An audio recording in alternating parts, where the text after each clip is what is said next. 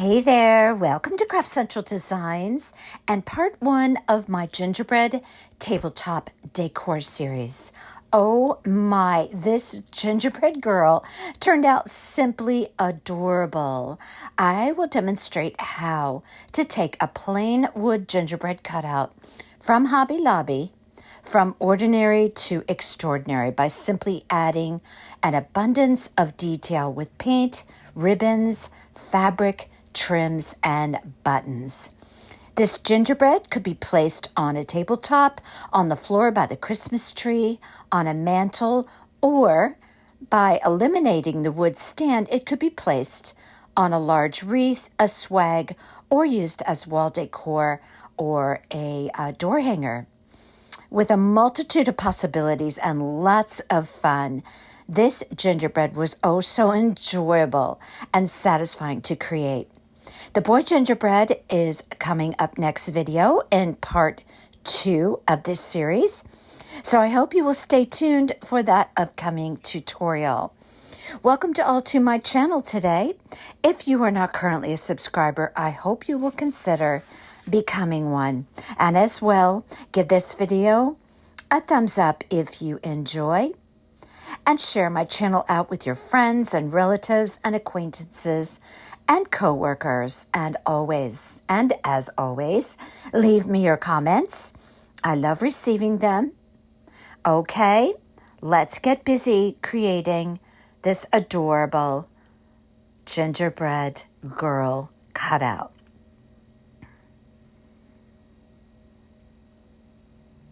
Yes, lots and lots and lots of detail, but I receive a lot of feedback from those of you who really, really love that. So this will be your piece to do. Okay, let's get started. Let's look at the materials we're going to use for this piece. Now, this is the girl gingerbread cutout wood piece from Hobby Lobby. It is such a great bargain. It's only $4 and you take 50% off of that. And this is a very substantial piece for that money. Now, you're going to need a heat gun because unless you really like those little round wood slices on there for cheeks, and if you really like that bow, but I'm going to show you how we're going to take it up quite a few levels in cuteness. I also removed those little squiggle lines. Those are raised pieces on there. Now, I was able to get all that off with the heat gun without struggling. So, yeah, it's very, very doable. Now, I have there from the Dollar Tree one of those little bamboo cutting boards, and it happens to be exactly the right size to create a platform for my gingerbread. So, you have another piece of wood that you could use, but just something to accommodate the feet. You have to be able to, have the width of the wood in order to accommodate the width of the feet apart from one another. Does that make sense? Okay, so I'm making sure of that here. And what else I'm making sure of is what I'm going to use to get that gingerbread to stand up. And very simply, I just used those little wood blocks from the Dollar Tree. I happen to have some in my craft stash. Now, you could also just build up some Jenga blocks and paint those and use those as a stand. So I did actually use 2 Jenga blocks in the front side of the gingerbread, but in the back side, I used the 2 blocks. Now, I did do a tutorial recently with how I paint faces, and I'm going to use the eyes and the face that I typically use on the gingerbread, especially since I just did the video, and I hope you found that helpful. You're going to need a piece of paper. You could use a piece of tissue paper or just a piece of copy paper will work fine. But you don't have to really use a heat gun to take that dress off. Honestly, you could just use a piece of paper and get the outline of that dress by just pressing your fingers against the edges of the dress. I'll show you that later. So I'm going to obviously be making a dress. Now, I originally thought I was going to do it out of scrapbook paper. And yes, you could do it out of scrapbook paper. You definitely could do it out of scrapbook paper. But I happened to have these really cute fabrics. And I thought, you know what, I'm going to use them. I changed my mind. I have actually 3 different ones. I have a red with white polka dot, and I have a red with a tiny white polka dot, and then I have a black with a tiny white polka dot. And I am really going to mix it up, and I'm showing you some other options here. This is a really cute piece of fabric with bigger white polka dots. This is a really pretty piece of fabric with a more of a cherry red. But these are ones I had available in my stash, and I need to start using some of my materials. I'm kind of overwhelmed with a lot of craft supplies. So now, I'm just showing you there. They do carry. Sometimes you can find those material pieces at Dollar Tree. So I was just showing you there. I had a couple Christmas prints and my fabric stash as well. I have here a 1-inch half wood round. I'm going to use that for the nose. If you don't have that, you don't necessarily have to buy a package of them. You could just paint the nose on. That's completely up to you. So I have some buttons, and I only ended up using the 2 heart buttons, but they were very impactful on that piece, and I think really a really cute touch on this piece. So, you could swing by the sewing department at Walmart or Hobby Lobby and pick up some buttons. So, I have a lot of different materials that I used on this piece. Now, you can do as much detail or as little as you like, but I always say that's what takes a piece up to the next level. Really paying attention to the detail, taking the time for the detail. I'm going to use a couple of Jenga blocks. I'm showing you there. I will be painting those to match the cedar bark gingerbread color that I use on the gingerbread. So you almost really need a little shopping list for this gingerbread. Now I have some baker's twine there. Reason why I thought about doing a banner. I thought about having the gingerbread girl hold a very cute banner. But I decided, because of all the detail on the dress, that it would be too busy and it would cover up some of the detail on the dress. So I ended up not using the felt. However, it's a really cute idea to create a banner. I'm thinking about doing it for the boy gingerbread. We'll see. If I do the banner, I'm going to use some of these little wood letters that I believe I picked those up at Hobby Lobby. Now, you could use any type of wood letter. You don't have to have the wood letters, but see, it would be really cute on there if they were painted white. But keep that in mind because it may come up in part 2 for the boy. So if I do the banner, I'm going to use pom-poms as well. Now, I picked these little gingerbreads up. They're actually really cute at Hobby Lobby. It's a little package of these little gingerbreads. Now, what did I do with those? Well, I ended up deciding to create a little gingerbread wreath that my gingerbread girl is going to be holding. So I put those little gingerbreads on there with a gingerbread ribbon. You probably noticed that in the intro. Again, that's an option for you if you like the look of that. Yeah, be really cute. Okay, so again, I have that bamboo cutting board. Again, we already saw that, Dwayne. Okay, so let's look at the ribbons. Yeah, I showed you this in the last video. Love this combination of ribbons.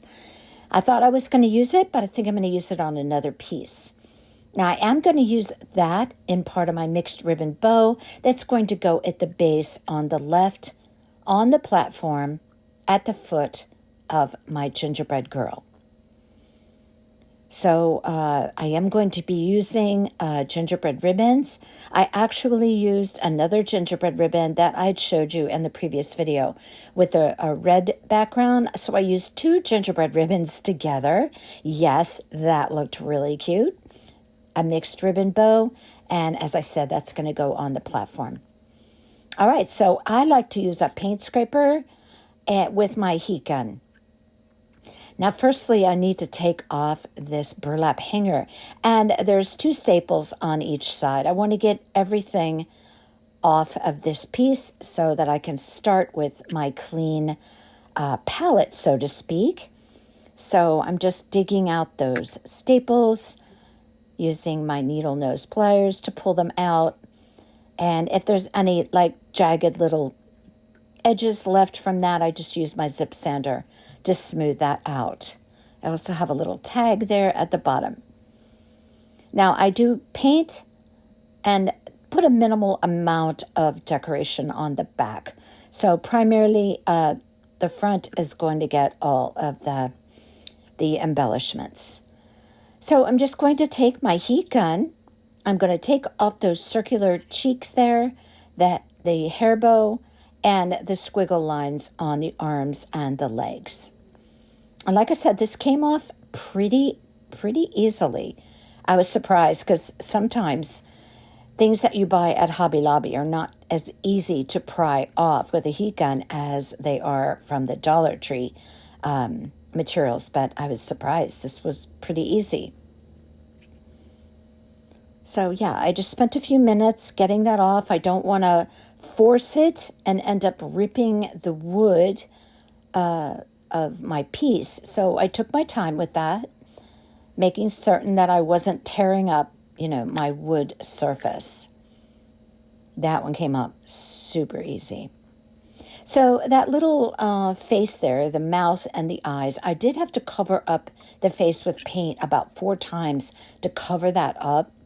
But no big deal, just use a larger brush. It takes nothing to put a coat of paint on the head. So now you see I'm going around with my zip sander and cleaning up any of those little rough spots that were created by taking off those little pieces. I tried doing that also with the mouth and the eyes, but I had to keep, I put like 4 coats on the head just to cover up those lines. So I'm going around to all the surfaces where I pried off those wood pieces. And start with a perfectly clean palette, except for the dress, of course. But I found a way to get around that. I really didn't want to spend time doing that. Now, if you want to try and pry off the dress so you can use it for a pattern, feel free. I'm not really, I just didn't feel like doing it. I didn't think it was necessary, so I didn't. All right, so I love the color Cedar Bark from Crafter's Collection Paints. It's the line of paints, acrylic paints, carried by Hobby Lobby. I just find that I always tend to go to them. I love the colors, and I love the creaminess and the rich colors of that paint line.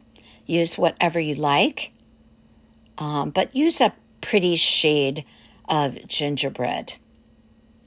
So I'm going around the little areas where I'm meeting up with that dress, even though it really didn't matter that much, really, because I'm covering that anyway, but just being careful. All right, so for my fabric for my dress, I went ahead and painted that whole gingerbread, by the way, the arms, the legs, the head, and the back. And I put 3 coats on everything except for the head, and with that one I put 4. Now I cut a piece of long fabric, and I showed you the dimensions there. Now I'll put that in the description box, but this is going to be the skirt of my dress. Now I go about doing all of my pieces that I'm going to place on this gingerbread. I like to get all that out of the way. so that when I go to start decorating my gingerbread, everything is all ready for me. And that's when the real fun begins. So what I'm going to do is I like to iron my fabric. I don't like any wrinkles and any kind of fabrics that I use on my pieces. So I always press them. If they have a nasty fold, I just spray them with a bottle of a spray bottle with water in it and get those out. Now what I'm doing here is I'm folding under about a quarter of an inch. And what this is going to be the hem of my dress. Now, if I do all of this ironing, doesn't take long, but if I do all of this ironing that I'm about to show you, it makes everything else so much easier. So what I'm doing is taking care of my raw edges. Now, you can see that fabric was 42 inches long. I'm going to tell you to do 5 inches instead of 5.5 because I didn't want the bottom of my dress to cover up the squiggle lines on the bottom of my gingerbread. So I found I needed to make it a little bit shorter. So instead of 5.5 to 6, like I just showed you on the paper, we're going to do around 5. Now, I just showed you the dimensions of this 10-inch long piece, which is 2 inches wide. I'm folding that over, or folding it back, I should say, a quarter of an inch. And this is going to be my little straps of my dress. Now, I cut the 10-inch piece in half, so now I have 2 5-inch pieces. And I'm finishing all of my raw edges there.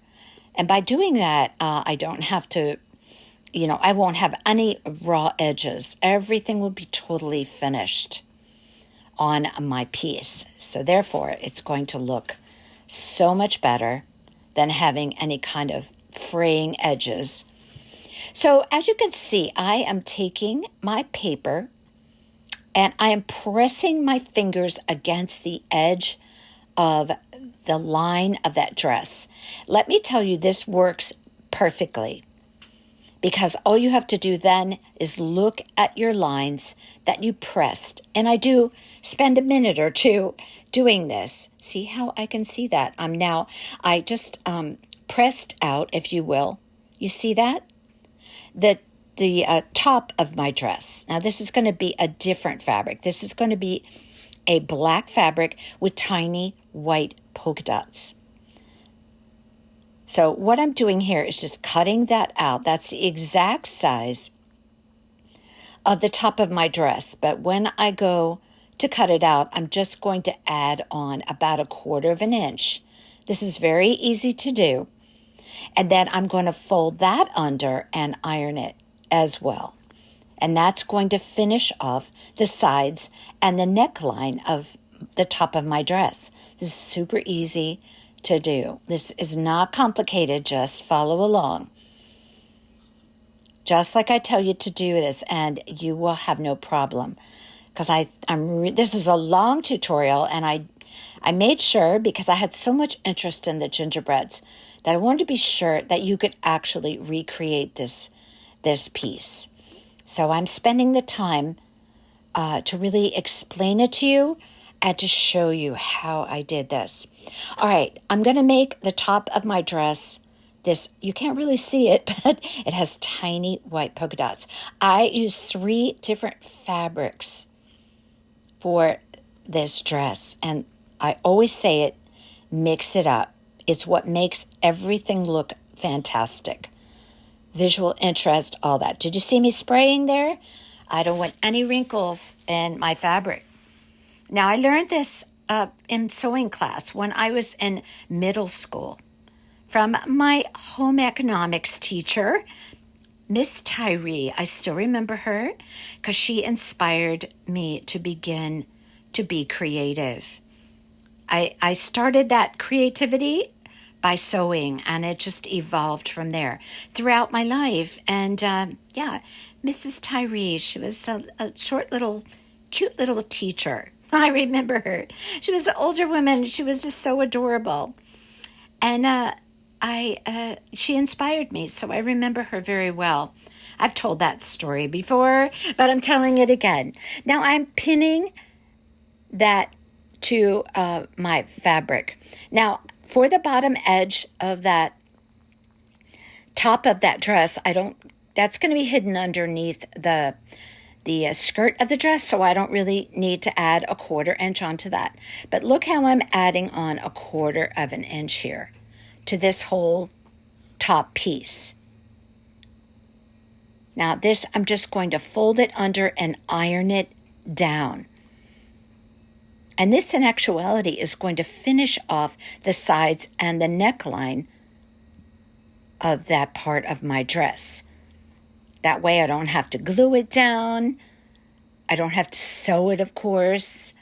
Now, I do sew, but yeah, I don't want to do a sewing video because so many people don't have a sewing machine. So unless you do, that wouldn't be very beneficial to you. Okay, so now I'm back to the ironing process. So see how I fold it under around a 1/4 of an inch, maybe a little bit less. And I'm going to go around the sides and the neckline of that piece that is the top of my dress. I'm just going to press that down. So I did the sides there. Again, the bottom is going to be hidden underneath the skirt, the gathered up skirt that we're going to do. Now, like I said, you could do this with scrapbook paper. If you do, I would really mix up the scrapbook paper. Now, you could do this exact thing. You could press out your pattern with your fingertips and just use that as your pattern with scrapbook paper. You could do something very cute with scrapbook paper. Like I said, I had more variety of materials and patterns in my fabrics than any of the scrapbook papers that I had to use. So I decided to use fabric. Either or, it would be adorable. The only difference is, you won't have the fullness of the skirt. That would be more of a flat skirt because you're using scrapbook paper. But, still, you could do it. If you do it with scrapbook paper, I would exaggerate the lines of the side of the skirt. So maybe it protrudes a little bit more on the sides. Just when you press out your pattern, just right there where my palm of my hands are, I would make that a little bit fuller to bring the skirt out a little bit more, if that makes sense. Just some advice if you're using scrapbook paper. Okay, so now I keep checking in to make sure. Am I on point with what I'm doing with my fabrics?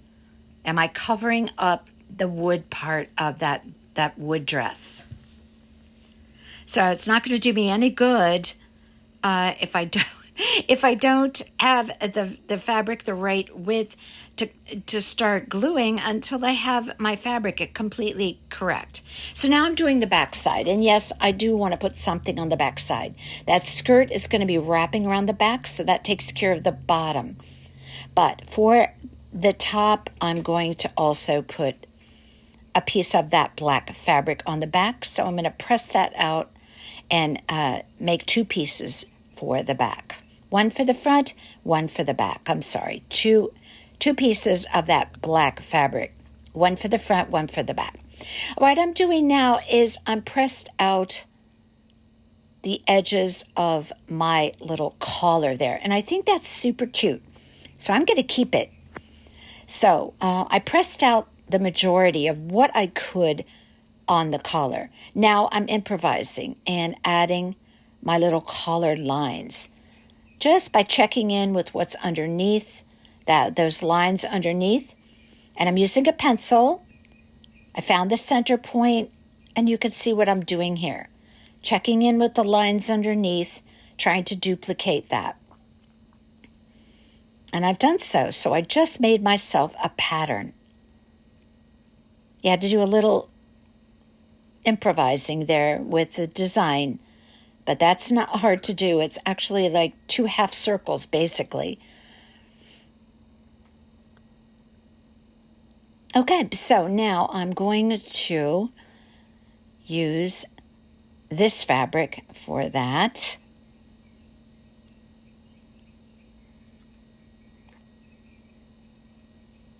I'm showing you the differences between the fabrics. One is teeny tiny polka dots. The black is teeny tiny, but this one's a little bit bigger. This is going to be my collar. Okay, so again, what I'm going to do here is pin that down. Always have some straight pins in your craft stash. Even if you're not a sewer, they come in very handy. So I'm going to pin that pattern right to the fabric. And then again, when I cut it out, I'm going to cut it out with about 1/4 of an inch extra fabric. So I just eyeball that. It's really easy to do. Take your time doing this. And then I'm going to take my iron once again, and I'm going to iron that to the back. And I will have my collar all finished by pressing that 1/4 inch extra fabric to the back.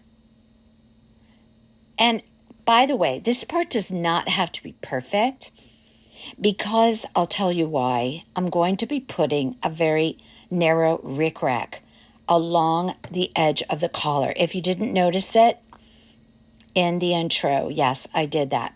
So if you don't have a perfectly rounded scalloped collar, don't worry about that, because that rickrack will just camouflage it.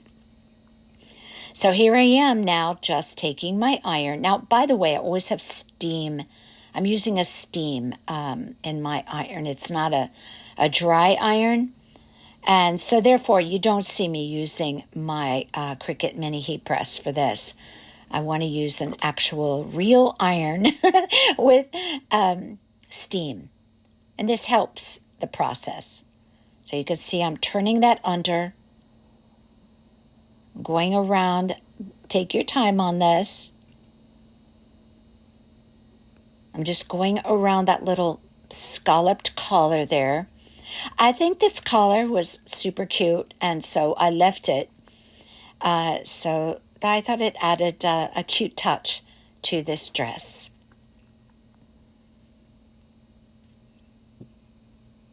If you don't like the collar, you could certainly skip it by just pressing out the outline of the top of your piece with your fingertips, just like I showed you, but just not adding the collar.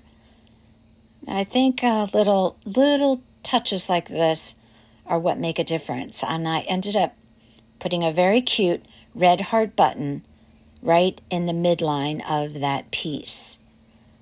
So you add the rickrack, the little tiny rickrack around the collar, and that heart button, and that was such a cute addition to this piece. So now what I'm doing is pressing it down even more from the front. I'm trying to get that rounded effect. But I can do that if I just take the time to do it. All these details take little bits of time. Now, when I do a project, do I sit down and do it start to finish in one sitting? No. I mean, so, my detailed projects, I walk away, I do something else, I walk the dog, I do something, take a shower, whatever, I mean, I don't sit and just do endless work from start to finish on these pieces. So I find that it's helpful to walk away and come back, and you also get a fresh perspective on your piece. You take a look at it and you go, okay, it's coming along really well. Or I think I need to revise that. I need to polish that up. I need to trim that up, whatever the case may be. Okay, so my little collar, as cute as it is all finished. Okay, you know what's coming now. Now, I recently did a tutorial on face painting. It was very recent. So if you want to take a look at that tutorial again before you start drawing out your face, maybe that would be helpful. Okay, so I will start with my 2 lines going right down the midline of the face. Now it's helpful if you put your nose on to kind of gauge like how long you want those parallel lines. So that's just what I did there. So I put my 2 lines close together, and then I'm going to attach the teardrop, and I'm going to make my eyes a little fuller this time. So my teardrop is a little more plump. Then I'm saying that more this time because in my tutorial, I think my eyes were a little bit more elongated. But this time I'm going to make them a little bit rounder. And I like to do that on my girl gingerbreads. So I'm drawing in my teardrop and my eyeballs. Let me see if I can show you that. It's very hard to see because I've already painted my gingerbread with 4 coats of paint on that head. Oh my goodness, I was trying to cover up the eyes and the mouth that came on that piece. And yeah, so I'm drawing in the eyeballs now. So that's why I'm telling you, I'm referring you to that tutorial because on the tutorial, I did it on a very light wood so you could see exactly what I was doing. And I also did it closer up. I just drew in the eyelashes. There you go. Okay. So my nose is going to be painted red, and I'm just going to be gluing that on. But I want my nose sitting on there so I can gauge where the corners of my mouth are. And I like to have them about halfway through the nose, if that makes sense. Halfway in alignment with the nose, right through the center of the nose horizontally. That's where I place the corners of my mouth. I'm just doing a straight line smile on my piece.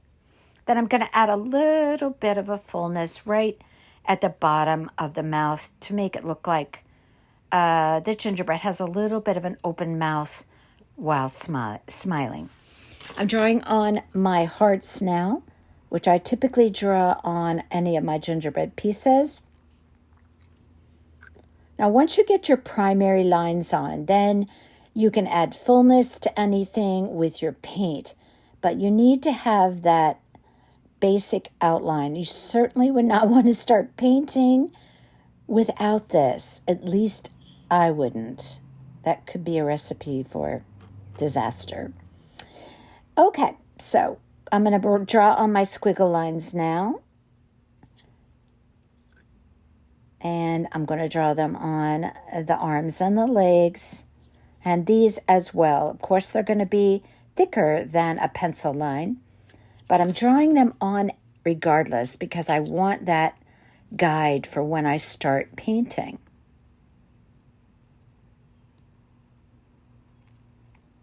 These squiggle lines don't have to be perfect. They can just be squiggle lines. They don't have to be perfect.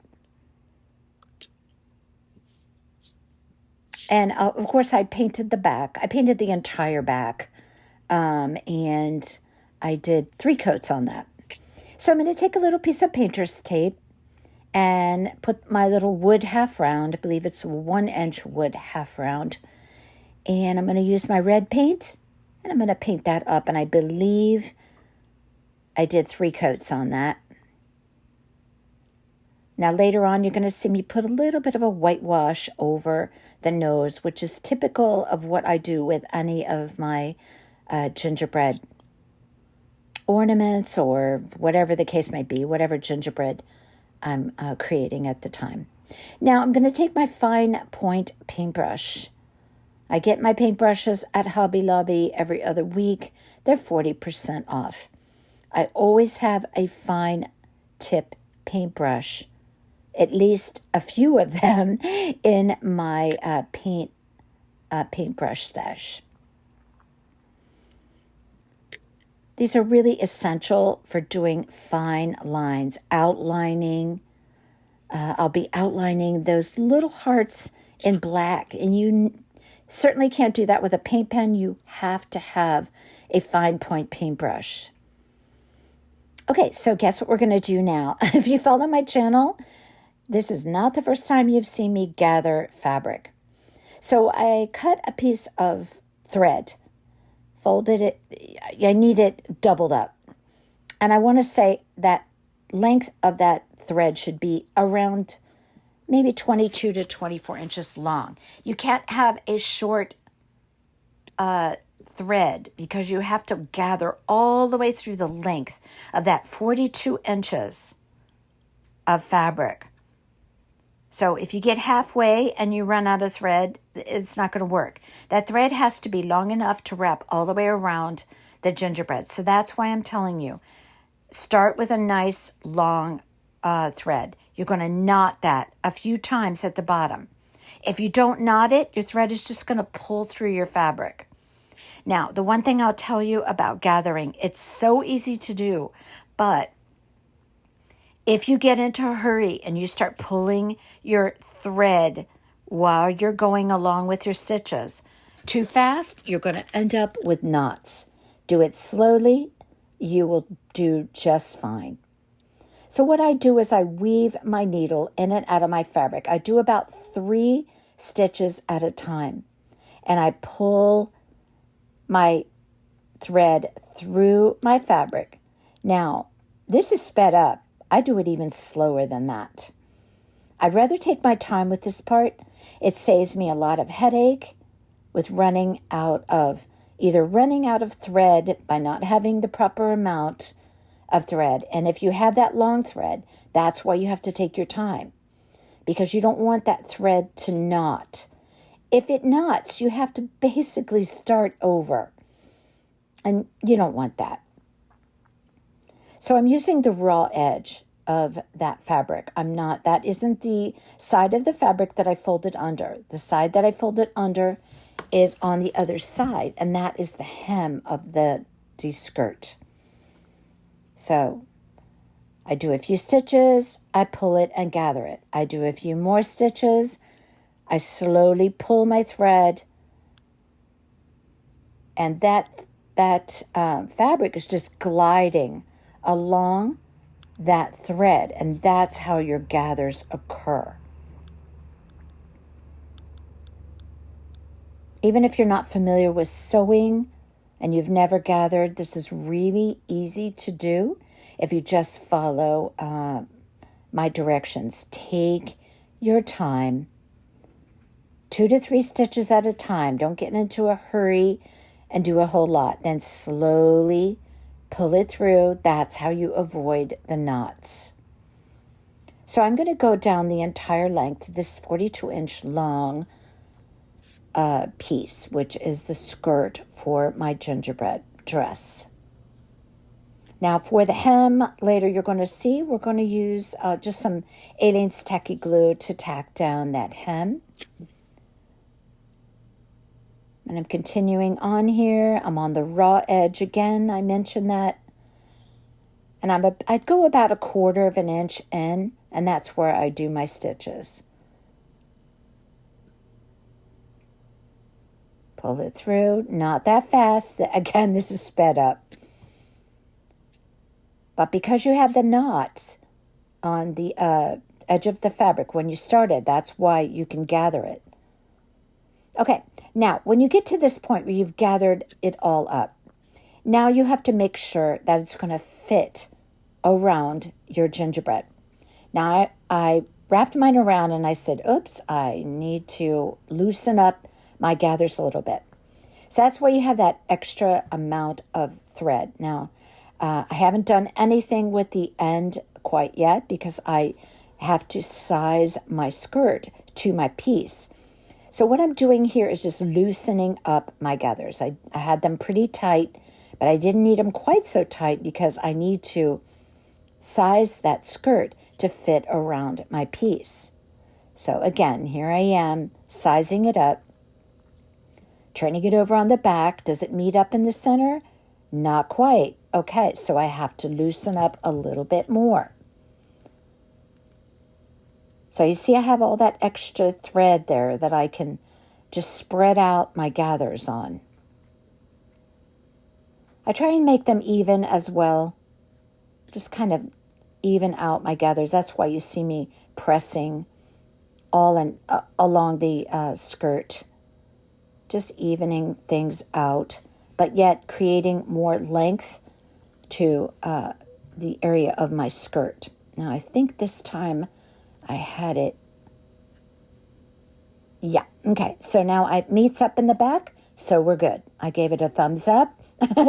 Okay, so now that I have the right amount of gathers for my skirt, I'm going to take my needle and thread and I'm going to put a few stitches, and this is going to lock that in. The same way it was locked in originally with a knotted thread, now I'm locking it in on this side. Now, those gathers are not going to come out. Don't forget this part. It's kind of important. Okay, so now I'm just trimming up all of my little frayed fabric edges. But it doesn't matter that this is fraying on the top of the skirt. It's going to be covered up completely with a very pretty polka dotted cloth ribbon that I'm going to be using to cover that up. So now I can even still adjust my gathers. Even at this point, I just look over my skirt. Does it look pretty even with the gathering? Okay, so I'm going to take my Aleene's Tacky Glue. I like to use this glue for fabric. And I'm going to glue down the hem all the way across. Okay, guess what? It's paint time. One of my favorite things to do is to paint. So I've already got my nose painted. I haven't got it glued down quite yet, but I painted in my hearts. Now, I'm showing you something funny here. You know those little squiggle pieces? One of my squiggle pieces was thicker than the other three, and that bugged me, which is the reason why I took them off, because I'm that obsessive. Yeah, it just bothered me because originally I thought, okay, I'm going to keep them. It's not a bad look. I might even keep them on my boy gingerbread. I think I might. If they're, of an equal width, I'll probably keep them. Now, while I'm painting here, I want to mention, for the boy coming up, I'm going to use Christmas socks. Okay, they're going to be striped, fluffy Christmas socks. Now, where do I get those? Very easy. I get them at the store. I think I picked mine up at Walmart last year. Now, if it's too early to find Christmas socks and you don't have any, like a sweater that you could cut up to create a scarf and a hat, you could probably get Christmas socks on Amazon. I'll just bet you.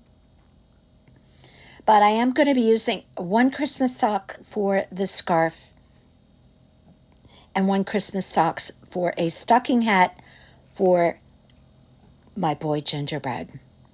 Just so you know, because I didn't mention that I'm doing the eyelashes now with that fine point paintbrush. Yeah, got to have a fine point paintbrush for this painting. Also, to outline the eyes, you need a very fine point paintbrush. I'm doing the eyelashes on the bottom. I do it with a little bit of a wispy application. See how I do that?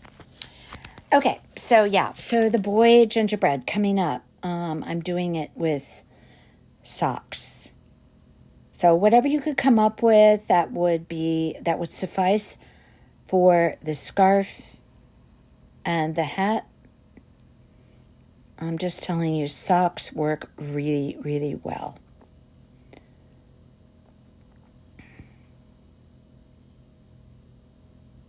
Now, as you watch me paint here, I'm outlining the bottom of the eye. But as you watch me paint, I want to mention one more thing. For those of you who tend to recreate or create my projects, I'm doing one more thing that I did not mention. It's something I've not done on my channel before, but something I've definitely done in my crafting through the years. I'm going to be doing some Christmas pillows. and I'm doing them in a way that you could take whatever existing throw pillows you have on your couch and convert them to Christmas pillows. Now, this is so easy to do. You can purchase throw pillow covers so easily. Hobby Lobby has them, and Amazon is full of them. So I am sure if you put in a search on Amazon for throw pillow covers in whatever color that you want, in whatever size, I'm sure you'll be able to find them in 16, 18, and 20 inches. You could order those, and you could actually take your existing throw pillows on your couch and turn them into Christmas throw pillows. And I'm going to show you how I do that. So easy and so fun, and oh, they look awesome for decorating for Christmas. I think that's going to be a really fun project. In the future, I'm going to be doing those within maybe the next couple of weeks. So if you think that's something you would be interested in, you may want to look into the throw pillow covers. Now, I'm going to be doing them. There's a sitting area at the Quantum House. I do a lot of projects for the Quantum House. If you're not familiar, I talk about this all the time because it's such a passion of mine. I donate a lot of creative projects to the Quantum House. It's a facility like Ronald McDonald House. They temporarily house families with a child in the family being treated at the hospital on the same campus for a serious medical condition.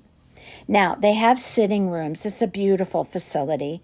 It's all corporate and private donors. It's just amazing how they keep this facility going. It's just so beautiful. And there's so much love and such a great staff.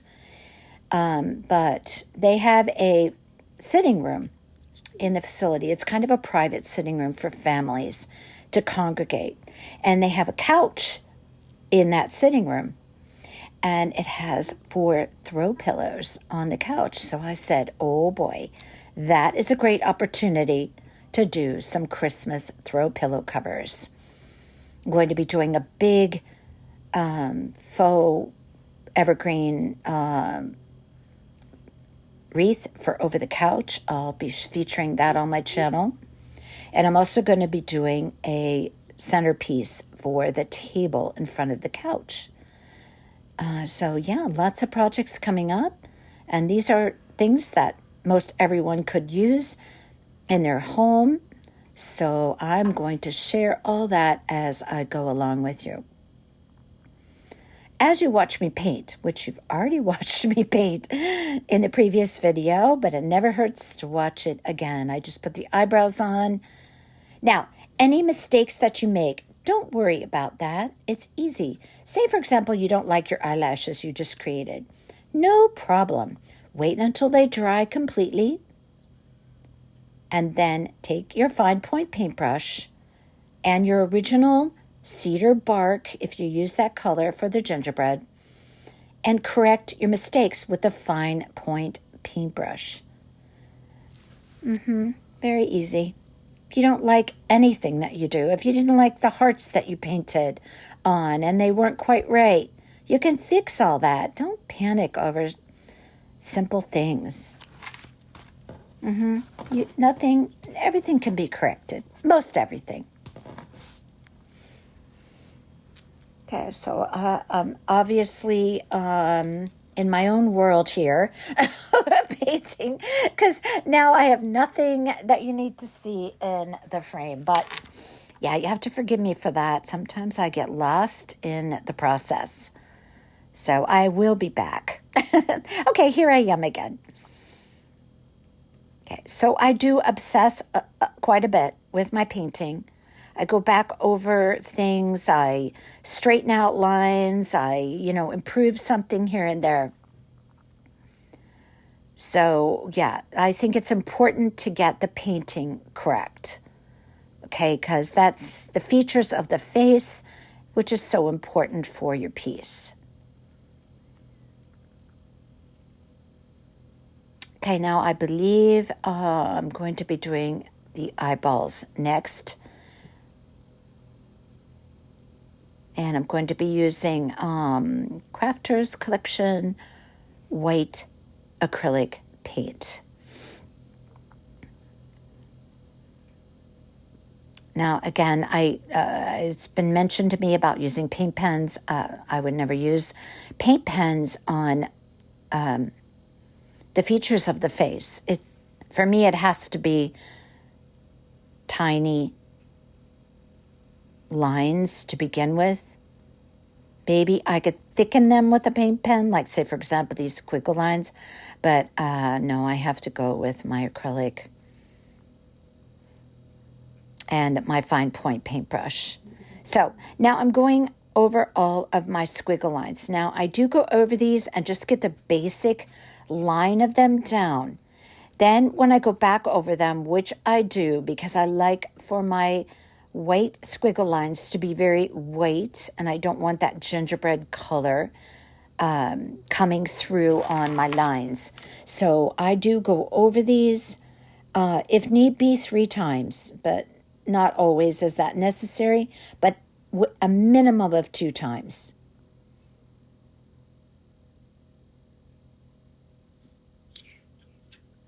And I'm going to do that for the arms and the legs as well. Now I wait for them to dry in between paint applications. I guess I decided to do squiggle lines before the whites of the eyes, evidently. Probably I'm waiting for the black paint to dry on the eyes. I always make sure that things are dry before I go, start doing something. Like, say, for example, the eyeballs. If I'm doing a black eyeball, I'm going to wait till that completely dries before I go putting in the white of the eye. You don't want your paints to get mixed and blended and smear. Always easier to just go off and do something else while that's drying. And that's what I'm doing here. I'm doing the squiggle lines for the arms and the legs. And as you can see, I'm taking my time on this part, getting that initial line down, going right over my little pencil lines that I created. Now we're nearing the part where we're putting everything all together, which is, my favorite part. But it's important to get all of these little details done first. Then we'll start dressing the gingerbread with the dress. That's such a fun part of the project.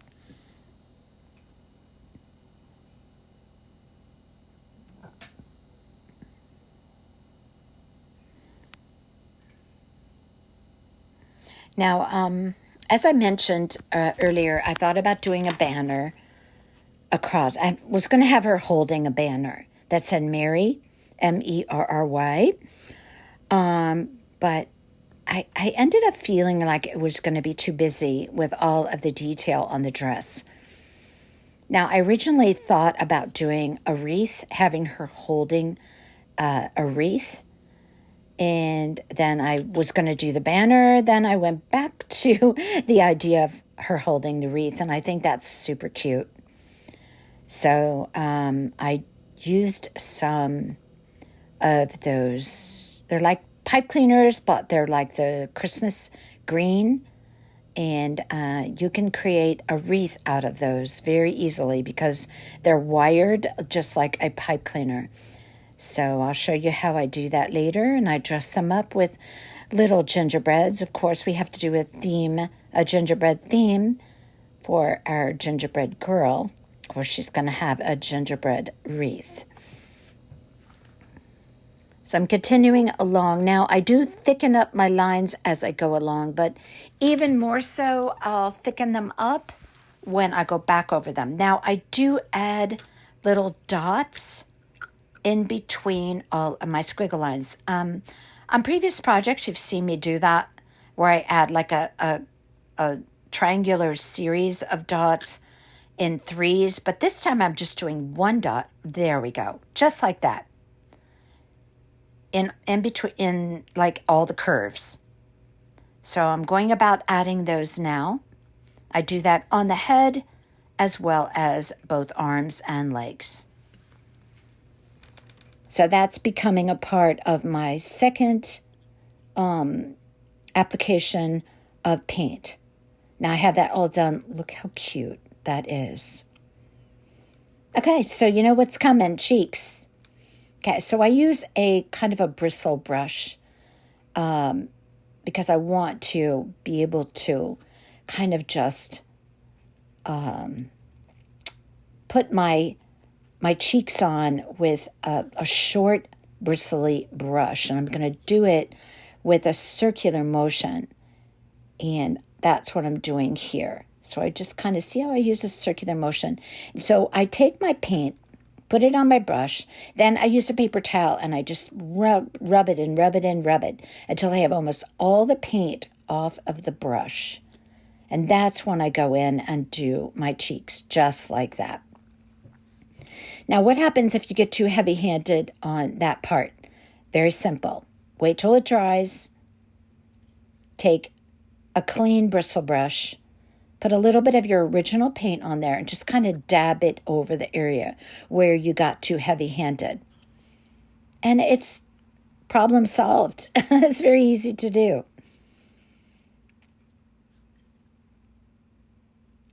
Okay, so now I'm going to do freckles, which I typically do. Just putting them around the cheeks. I do, 5, 6, 7 freckles on each cheek. I also put the white light in the eye. I don't know, maybe I didn't show painting the white part of the eye. Very simple. I just filled in the space with white paint. And then I put a white light in the eye. Now I did outline my hearts with my fine tip paintbrush with black. Now after this, you're going to see me do a little bit of a whitewash, I call it, over the nose and the curves of the heart. And that just softens the look of that a little bit. Look how cute she is becoming. Oh my goodness. She's cute. Okay, so apparently that's what I'm going to do now. I dip my paint in white. I dip my brush, in white paint. And then I rub off almost all of it on the paper towel. So all I want to do is just give a little bit of a whitewash to soften up that red. So I'm going over the top of the nose. I needed to lift it up a little bit there so I could see what I was doing. Now again, if you get too heavy-handed on this part, what could you do? Very simple. Take a clean bristle brush, put a little bit of red on it, brush off the excess on the paper towel, and just dab it over any area that you got too heavy-handed with the white. Super easy, all these fixes. They're super easy to do. No need to panic if you get too heavy-handed on anything. All right, it's time to do the hem. I'm going to use Aleene's Tacky Glue for this. A nice light amount of glue. I'm just going to drag the tip over the fabric, press it down where I ironed it. Now you can see the value of ironing, right? Otherwise, you would be trying to fold that over and hold it. This way, it's already been ironed down, so it's in a good shape to just fold it over and press it down. I'm going to do my entire hem like that. All the way around. Now later on, you're going to see me put a row of that very narrow rickrack, and that's going to kind of pick up and match the rickrack that I'm going to use on the collar as well. So everything will be all pulled together in this design for the dress. Oh boy, it's time to decorate.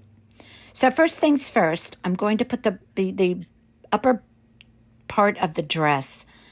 I'm going to place that, make sure I have it exactly covering that wood piece. Now, we really need that covered, right? So take your time on this part. I use hot glue for this, but I'm very careful not to blob it. I drag the tip of my glue gun and I press very lightly on the trigger, and that's how I apply this piece to my wood piece. Notice I do it in small increments. This allows me to get it just right on the piece. I do very small increments, making sure that I have everything covered and that it's covering all of that wood area. Now I'll have those little tips that point up there on the shoulder. I just fold those over in that little groove between the head and the arm, and that's going to finish off the shoulder of the dress.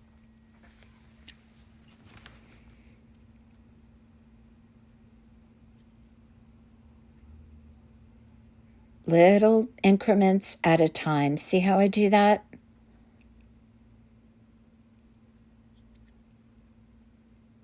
Drag the tip of my glue gun. Now, as I go along, I just press out my fabric, making sure. Now, this is the beauty of doing all that ironing. See how everything is already folded under for you through the ironing process. Now I have no raw edges. You don't want to just cut out fabric and glue it down to this piece. You want to have finished edges for a finished looking piece. And that's where the beauty of all that ironing comes in. Now you can really see the value of that. When you go to put this piece down, everything is all finished. Now I do have to put the piece on the back as well, which is just like the piece on the front. I just don't want the back of this to be unfinished. So yeah, I'm going to be doing the back as well.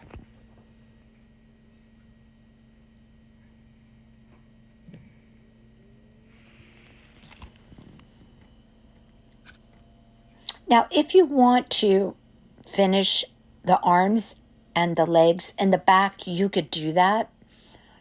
I just painted mine, but the back of my piece is not going to be seen at all. But if you want to go ahead and put the squiggle lines on the back of the legs and the arms, you could do that. That's up to you. All right, now my little straps that are going to be connected to the dress. These are those pieces that you cut in 2-inch wide and 10 inches long, and then you cut them in half. And again, remember, I ironed those. So now I have those finished pieces to place over the bodice or the top of my dress. Now my collar is going to be covering up the top of those straps, so no need to worry about how that looks at the top. Again, dragging the tip of my glue gun, just very scant amount of glue on there to hold that down. Little sections at a time, pressing as I go along. And I can cut off the excess because next I'm going to be putting that collar on there.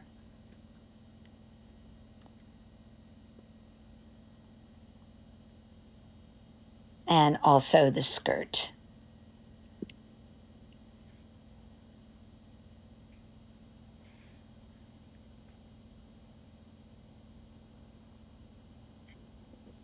Now sharp scissors really come in handy for this project.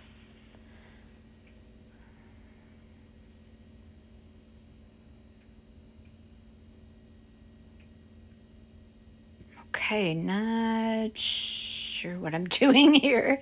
Sorry, again, got lost in the project. Okay, I'm back. That happens sometimes, when I get engrossed in a project.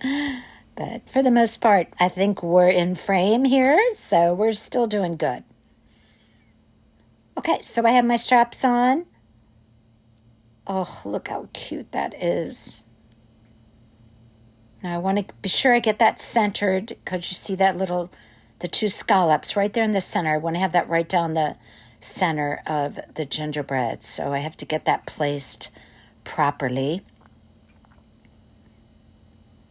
And I also want to be sure I'm covering up my black fabric. So I don't want that black fabric peeking up out the top of that collar.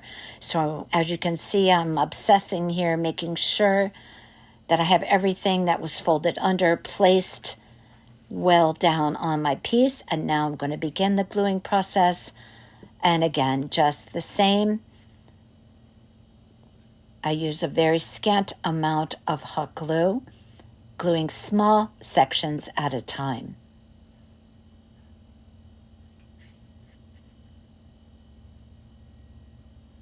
The little point of that collar, I end up just bending that over in that little nook right there between the head and the arm of the gingerbread.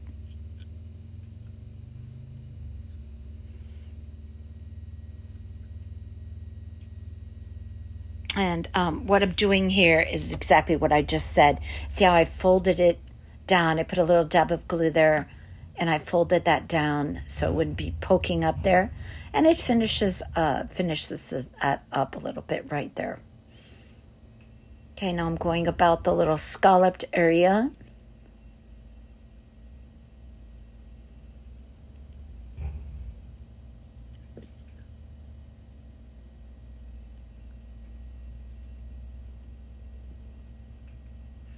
Now, what I'm going to be doing with these gingerbreads is I'm doing a 7.5 foot pencil tree, and the gingerbread theme for the quantum house, what I was just referring to. And I'm going to put these at the base of the tree, and they're going to be on platforms, so they're going to be standing pieces, but complementing that pencil tree. So going to be super cute. All right, now I'm going to use this very narrow zigzag rickrack. Yes, it's zigzag, but rickrack, that's what it's called. Okay, so I'm going to put a piece right down the center, and then I'm going to do little increments again and glue that down. And this was, such a cute addition to this piece, that little zigzag of trim going around that collar. I love this part. This is the part where everything just comes together, all of the ideas and all of the gathering of the materials and having this vision for the piece that I do. Sometimes I think about it driving. Sometimes I dream of crafting. Isn't that crazy? But I have a dream, and I come up with an idea for something in my dream. It's crazy. I'm kind of an obsessive crafter, I think. But what a good thing to be an obsessive crafter. Yeah, it's fun. And I'm just so, lucky that I get to share that with you, and that you have, are inspired, and that you feel motivated and excited about doing projects that I present to you. That is just, that's amazing to me. I just love it.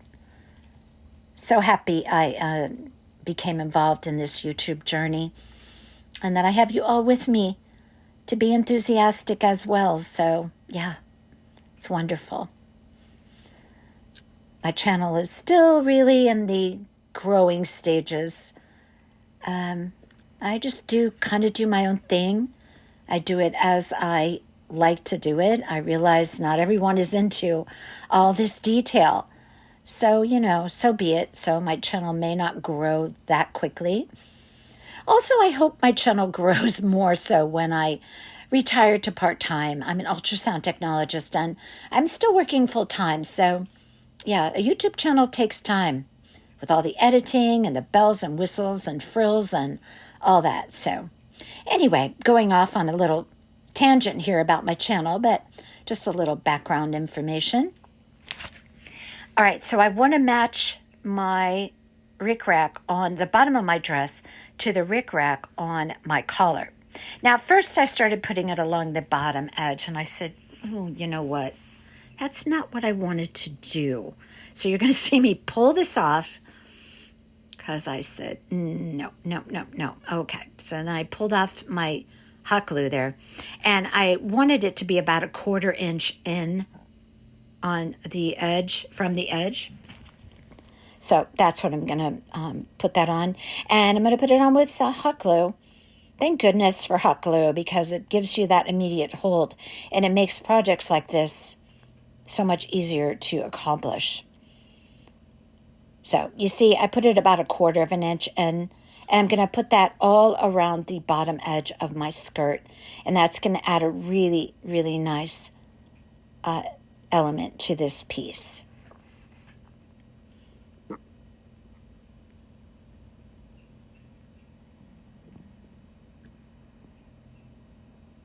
So I'm just going to continue going around, 1/4 inch in, dragging the tip of my glue gun all along the edge, or a 1/4 inch in, and that's, the last actual little tedious task of this project. Okay, look at that. Oh my. Okay, so I have my skirt wrapped around, and I make sure it meets up in the back. Yes, it does. And I'm going to start gluing my skirt on.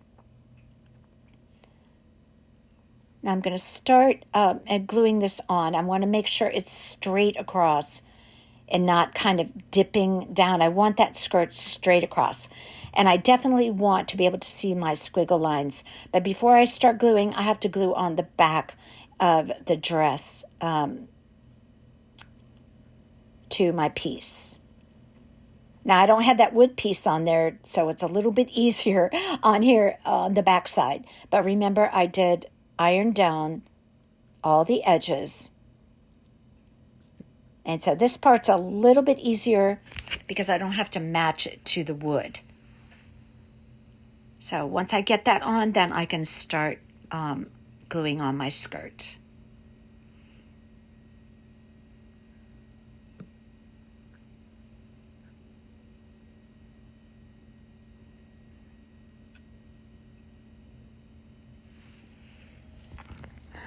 So yeah, I think before I take this to the Quantum House, I am going to go and do those squiggles on the back of the arms and legs. Now that I see it there, that needs to be finished. I wasn't even thinking about that before, but I'm going to do that now that I see it from this vantage point. So I'm going to start with the center back, start gluing my skirt on. Now I've already sized it, so it should be fine as far as fitting the way I want it.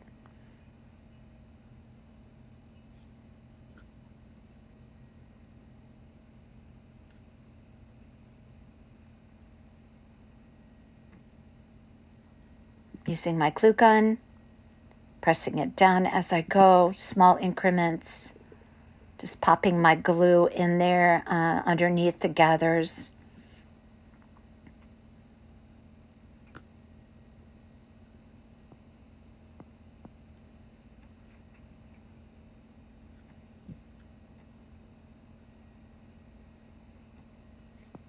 Okay, I just flip it over on the front, do the same thing. I'm going to make sure that my skirt is straight across. And I definitely want my little squiggles showing on the bottom there, and they are, so that's what I wanted. Now, what's cute about this is that the skirt kind of flares out to the side. And what I mentioned before about if you use scrapbook paper, just use an exaggerated line of your skirt with your scrapbook paper. Just extend the line of the skirt that you cut out so that you have that extended area there with the skirt. I think that would be cute if you're using scrapbook paper. I've done that on like some smaller ornaments using scrapbook paper, and I just extend the skirt line off on the sides so that it looks like just like that.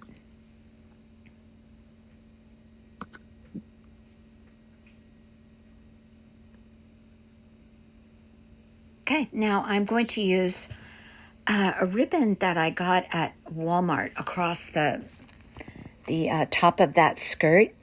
And I have these heart buttons, and I want to say I got these at Hobby Lobby. Pretty sure I got those at Hobby Lobby. Walmart also has some cute buttons.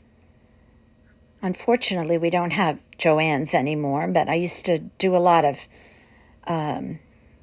searching for items at Joann's back in the day when they were in open. I miss them. I miss them for their scrapbook paper. Oh my gosh.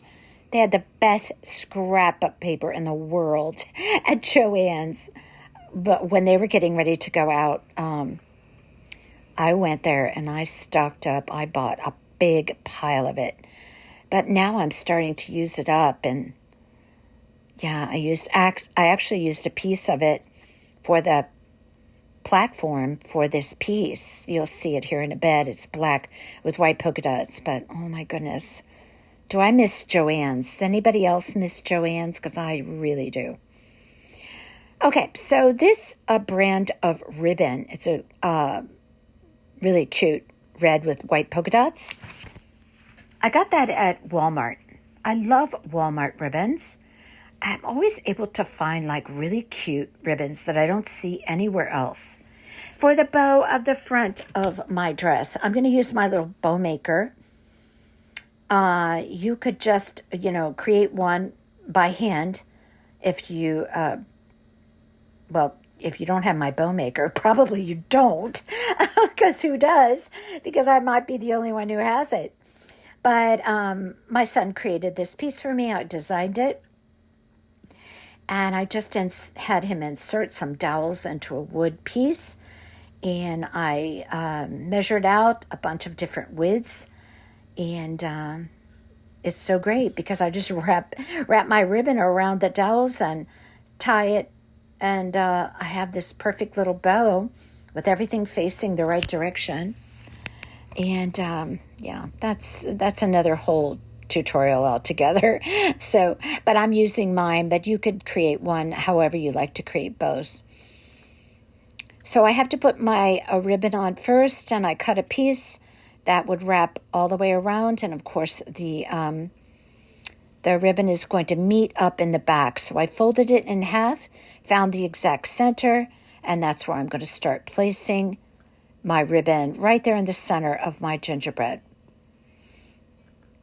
Then I'm going to go all the way around the gathered area of that skirt and glue it down in small increments.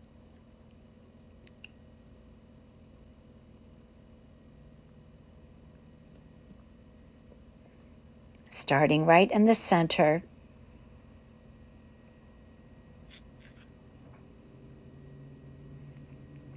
So then I'm just going to be popping that bow that I just created right in the center of that. And then that tails of that bow are going to go right down the front of the dress. And that's kind of what I was referring to because, you see all the detail in this dress. But I didn't want to cover up my bow with my trailing ribbon and all that. So that's why I elected to do the wreath. Now, maybe you have another idea for something that the gingerbread could be holding, or maybe you're just happy with it just as is, and that's fine too. Okay, so I'm going to go around the back now, continue on with placing my ribbon over my gathers with my hot glue.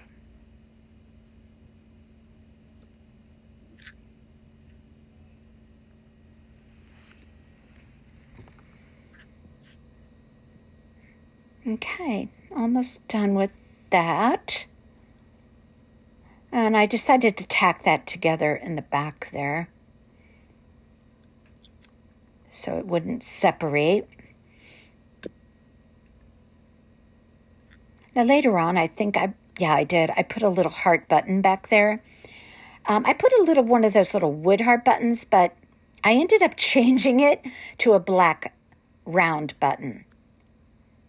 So you won't be seeing me do that, but you can, put whatever you want back there, or maybe you want nothing back there, but I wanted to kind of finish off the back as well. Even though you're not going to see it, so what's the point? But you know me. I have to go the extra. Okay, I'm going to take that pretty bow that I just made, pop it right in the center there. I'm going to be angling the tails, not dovetailing for this bow on the center of this skirt.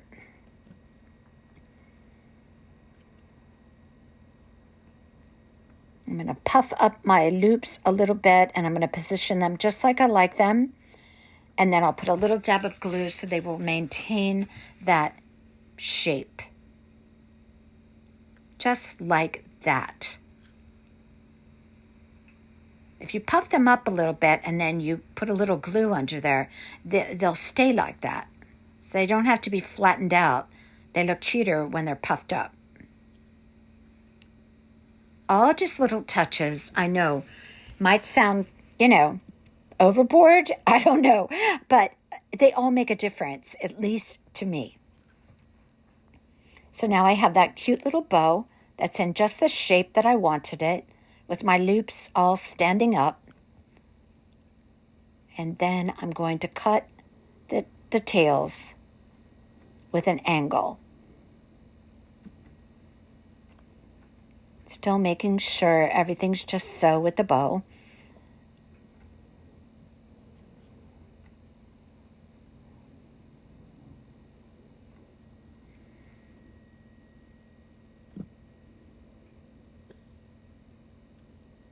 Okay.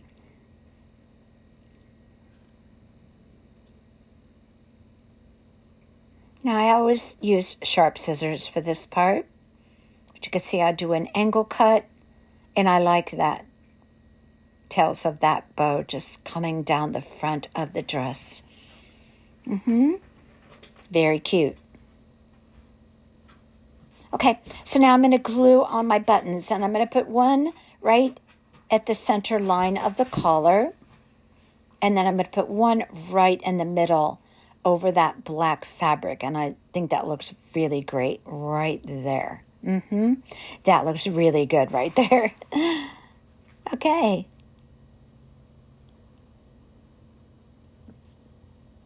So there we have it. Look how adorable. It was worth every moment of detailing, if you ask me. Yep. All right, so what do we have to do now? We have to do the wreath, and we have to do the platform and the final bow that's going to go at the bottom of the platform. But also, one very important thing is the head bow. So I'm going to create that with that same ribbon that I used for the top of the skirt and the bow of the skirt. So I'm going to create that in the same way that I always create my bows. I'm just going to gather up my ribbon there, and I'm going to fold over my loops and pinch it in the center. I need for this bow to have a center loop, so therefore I have to do it this way. Now, this is the common way in which I do bows. I have multiple bow tutorials. Again, that's another whole tutorial altogether. But in fact, I am going to be doing a tutorial on making bows. I'm going to be doing a tree topper bow, which is going to be a big bow. And then I'm going to be doing a smaller bow that you can use for your Christmas tree branches. So get your gingerbread ribbon ready. Make sure it's wired. Depending on the size of your tree, if you have a big tree, be sure you have the 2.5-inch ribbon. If you're doing a smaller tree, choose the 1.5-inch ribbon. Okay, so I'm using a little bit of floral wire. I used 26 gauge, and I created a 4-loop bow. Now, I want an exaggerated, very fun, polka-dotted bow at the top of the head, or actually the upper right top of the head of my gingerbread. I'm creating a little center loop there, which is what I mentioned before. Now, this ribbon is not wired, so I have to really hold it tightly and try and form these loops. Always easier to do a bow with wired ribbon, but in this case, this is a cloth ribbon, and so I just, did it carefully. Now I'm using my needle nose pliers here to help me twist my wire so that I have a nice tight hold on all of those loops. Now I have about, I think like a 3-4-inch tail, and I do trim that down a little bit, but I do have the tails of my head bow poking up out of the top of the bow on the head of the gingerbread. You'll see that here in just a bit. Now I'm just going to bring my other tail down, match it up with the one on the bottom, and I have a very cute head bow for my gingerbread. I'm going to angle those tails just like that. And that's going to be hot glued to the top of the head of my gingerbread, perched right on the upper right side, right there. Oh my goodness, how cute. Right there, the upper right-hand side, I put a dab of glue. I'm going to put it at the top, kind of perched right on top of that wood piece of the head. And then I do a little bit of extra gluing just to be sure the loops are just sitting there just like I want them. But now, oh my goodness, how cute she is. It's going to take a little bit of time to glue down the bow loops right where I want them on the head.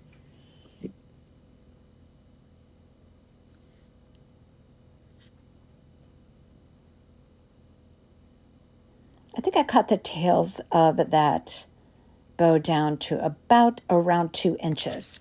But I do let them poke up because I love the look of that. Okay, she's got a lot of detail and she's pretty much finished. Okay, gonna make the wreath now. Now these are those pipe cleaners that are like Christmas greenery, like a Christmas tree greenery like that. Oh, you could find these anywhere. Michael's, Hobby Lobby. I think they even have some like this at the Dollar Tree. So what I'm going to do is crisscross the wire and then just kind of wrap it around itself. And I'm going to form a circle. And the 12 inches, when you do it like this, it comes out to be just the right size for a wreath. Now, I'm going to start wrapping additional pieces around it by just spiraling those around that circle. And I'm shaping those into a greenery wreath. Super easy to do this. I believe I added 3 of those pipe cleaner greenery pieces onto the original circle that I created. So bottom line, I used about 4 pieces of this pipe cleaner greenery. And this creates just the perfect little wreath for this gingerbread. See how easy this is? Just wrapping and wrapping. And it makes a very nice little wreath. Now, of course, I'm going to have to make a bow for this wreath. And that's going to be a little narrow gingerbread ribbon that I had purchased at Michael's last year, I believe. But you could use any ribbon that you like, but it's going to have to be a narrow ribbon. Okay, so I'm checking it out, making sure that it's going to be a good size for that gingerbread. I guess I decided to beef it up just a little bit more, plump it up. Now you can put as many of these as you want on here. If you want the wreath thicker, just keep wrapping those pipe cleaners around there. This makes the perfect little wreath.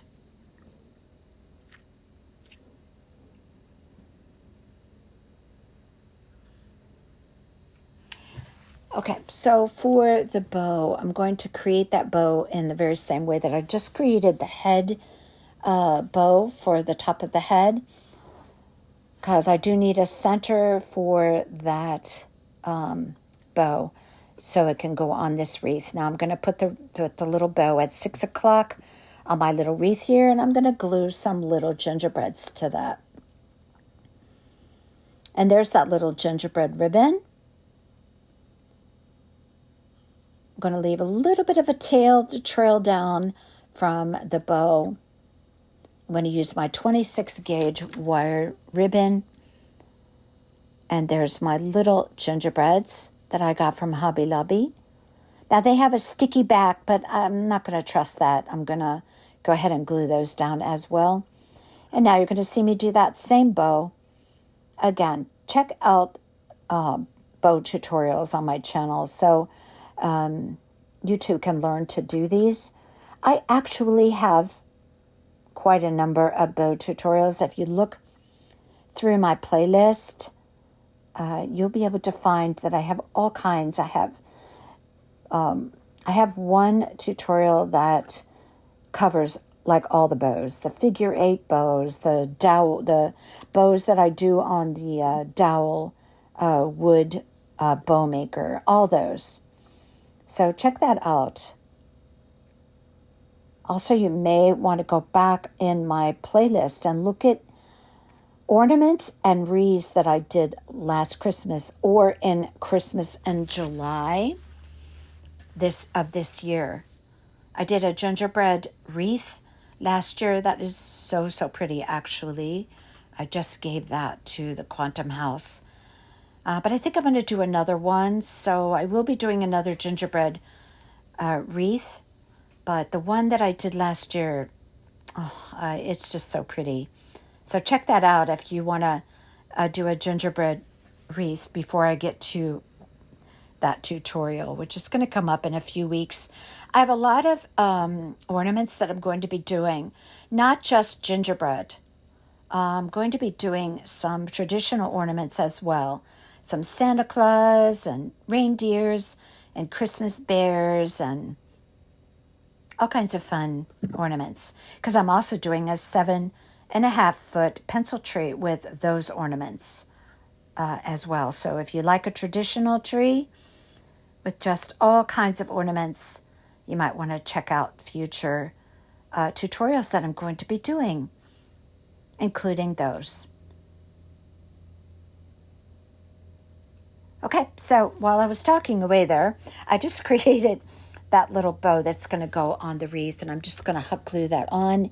And I'm going to leave some of those tails trailing down from my wreath.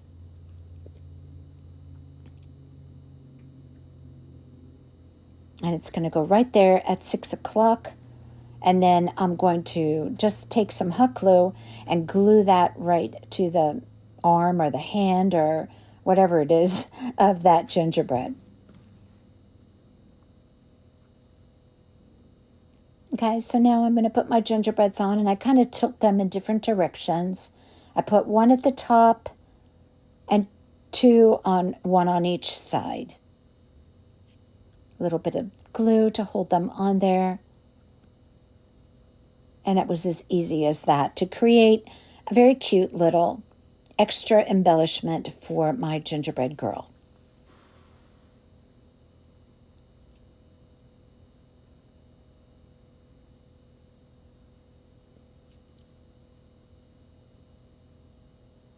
Okay, now we have one more thing to do.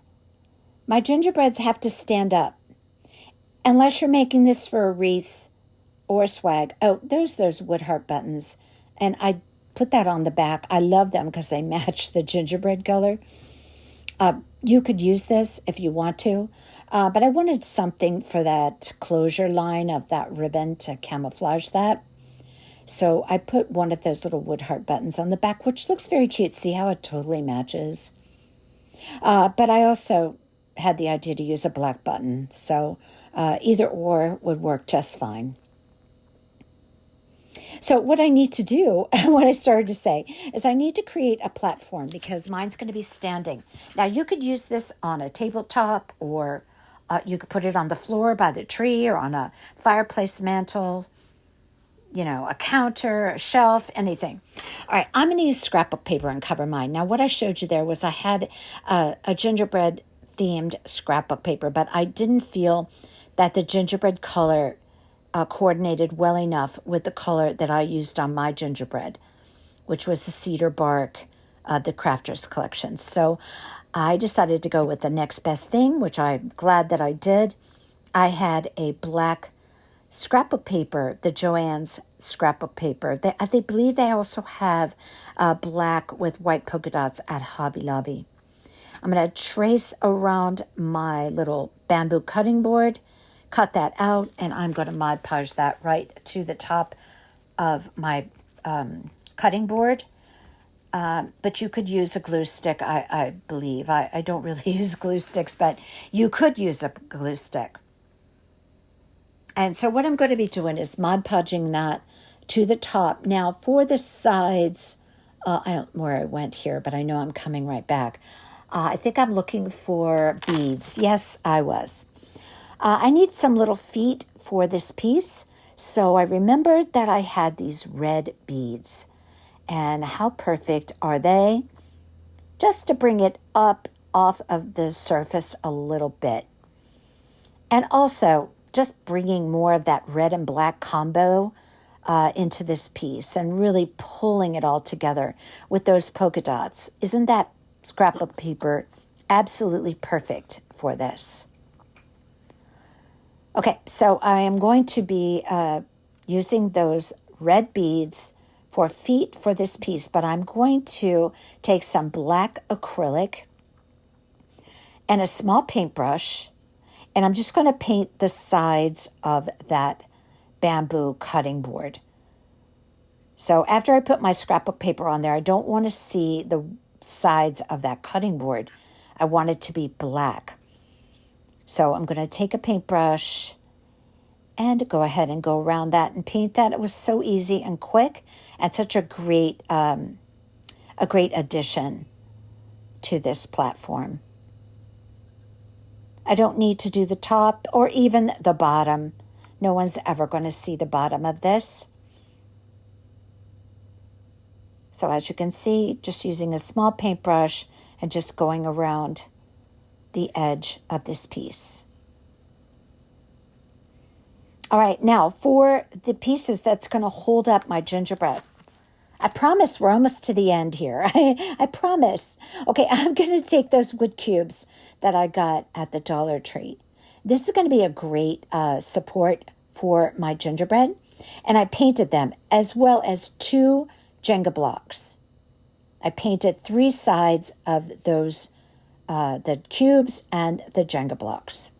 Now I'm taking my Mod Podge, I squirted it on there with a sponge applicator, and I'm just going to cover the top all the way out to the edges. And this is where I'm going to put that scrapbook paper.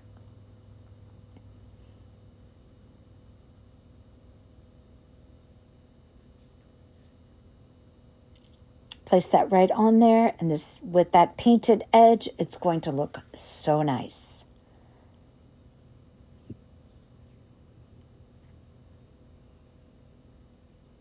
Make sure everything's pressed down. You're not going to have any bubbles. That scrapbook paper is very, very heavy scrapbook paper. Oh, yeah, I miss that scrapbook paper.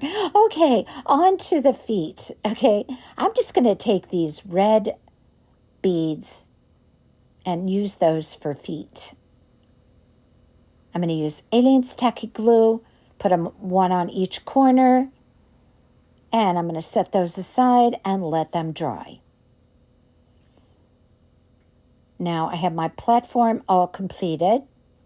The only thing I have to do now is create a pretty bow that I'm going to place on the platform at the foot of the gingerbread. Okay, so I'm going to use 2 different gingerbread ribbons. This should not surprise you that I'm mixing prints.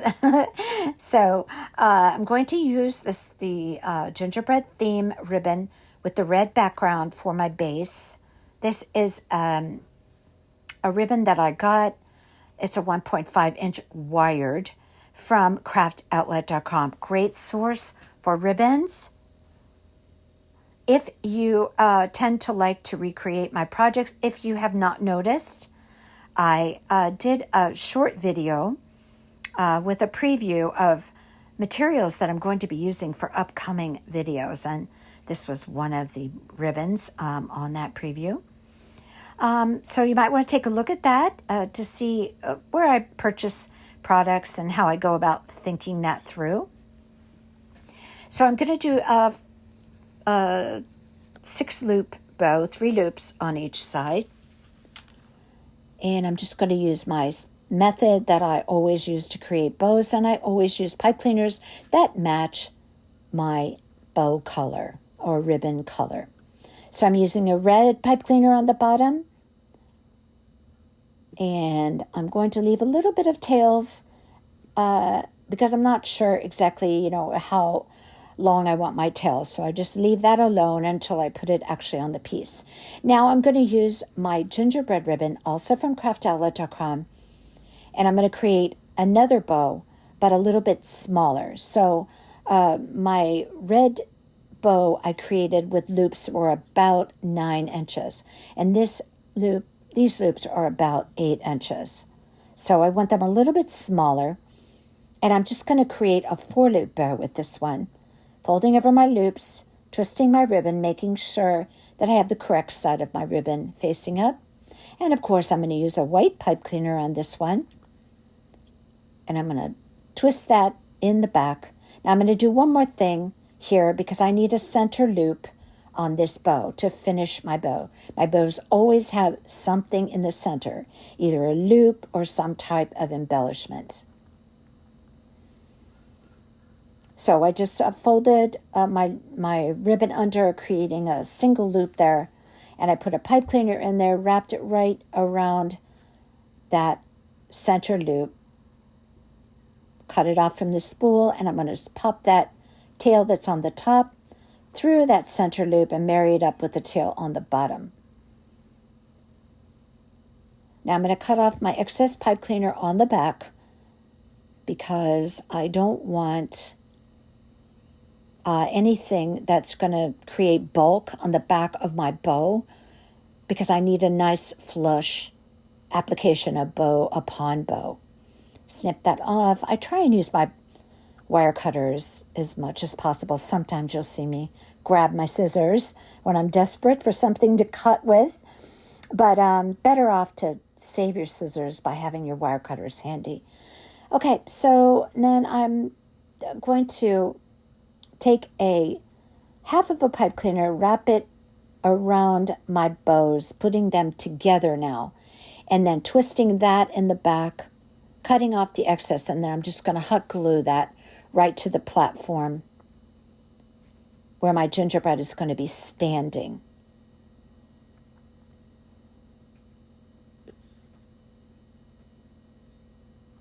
Just fluffing up my bow a little bit here, making my loops look just like I want them to. And then I am going to trim my tails, which I angle. I always cut my top bow tails shorter than the bottom, so I get that layered look effect, just like that. Very pretty.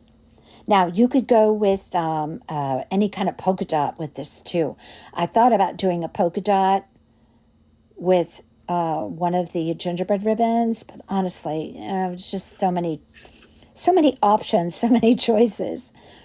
Okay, so now what I'm doing is I'm going to decide, see how that bamboo cutting board is just the right length to accommodate that gingerbread?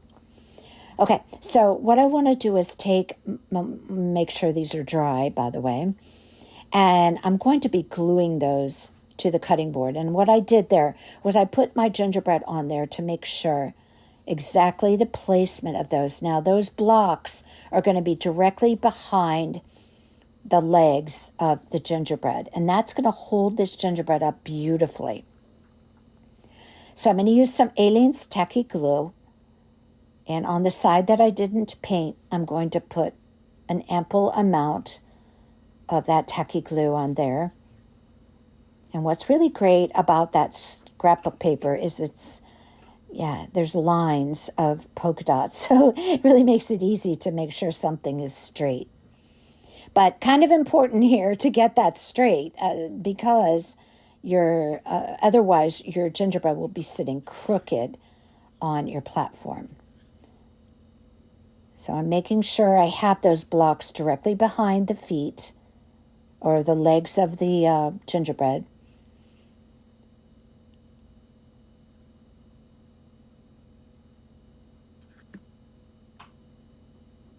One looks like it's a little bit off, so you could take a ruler or something straight at this point. Make sure you have it nice and aligned there. I think I took a pencil or something and did that. But notice they're just sitting just behind the mid line of that block. Okay. So now what I'm going to do after those are dry, I'm also going to use 2 Jenga blocks, but you'll see me do that after I get the gingerbread on there.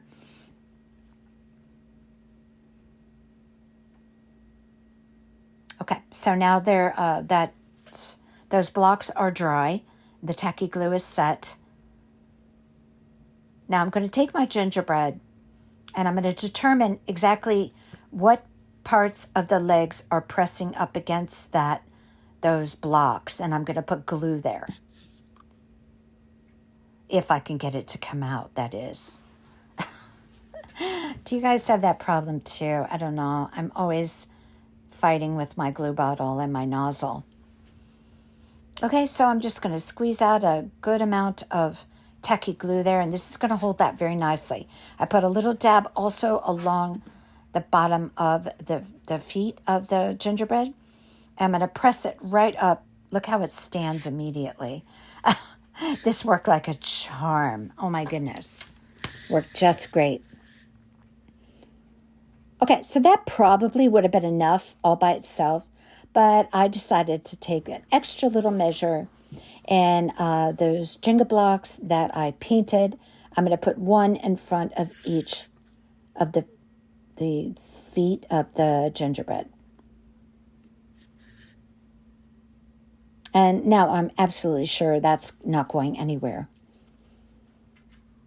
Okay, now I have to glue on my bow, and I'm going to do that on that left side there. And the reason why I did that was it balances out the bow on the top right side of the head, if that makes sense. It's a visual thing. Also, I'm putting my wreath on right now. I just put a little dab of glue on the top of the arm where that wreath is going to rest over I guess it's a hand or the arm of that gingerbread. And I glued my wreath on there. So now she's holding her wreath, which looks so cute. Now it's time for the bow. So I'm going to be placing that bow there. Now what I was saying was that balances out the bow on the top of the head. So the bow on the top of the head's on the right, and then this is on the left side as we're looking at it here. Now I'm going to put a nice big blob of hot glue right on the back of that bow. Now I don't want to cover up the lines on the leg of that gingerbread. So I want the those little lines to peek through. So I'm putting a little more flat on the piece than pushed up against the actual gingerbread leg. Now I'm going to trim my tails and let those kind of cascade down off the side of the platform that I created.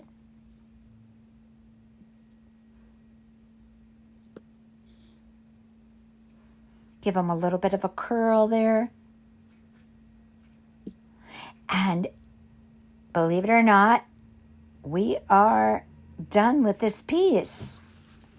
Except for me, because I'm going to go back and put squiggle lines on the back of the arms and legs wherever I can. Probably I won't even be able to do the legs because the blocks are there, but at least I'm going to do the arms just because it will bother me if I don't.